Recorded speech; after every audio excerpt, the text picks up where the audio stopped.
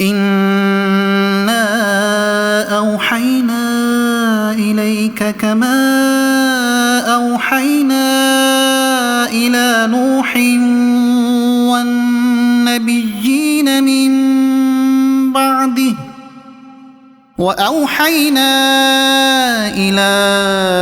إبراهيم وإسماعيل وإسحاق ويعقوب والأسباط وعيسى وأيوب ويونس وهارون وسليمان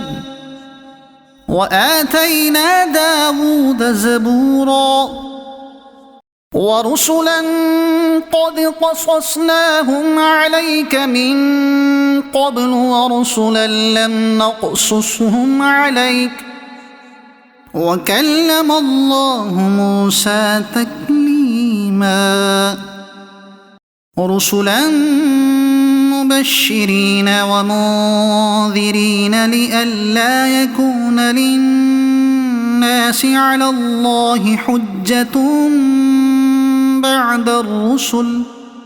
وكان الله عزيزا حكيما لكن الله يشهد بما أنزل إليك أنزله بعلمه والملائكة يشهدون وكفى بالله شهيدا إن الذين كفروا وصدوا عن سبيل الله قد ضلوا ضلالا بعيدا إن الذين كفروا وظلموا لم يكن الله ليغفر لهم ولا ليهديهم طريقا إلا طريق جهنم خالدين فيها أبدا وكان ذلك على الله يسيرا يا أيها الناس قد جاءكم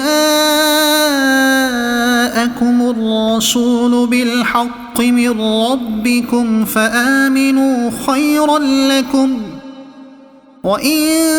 تكفروا فإن لله ما في السماوات والأرض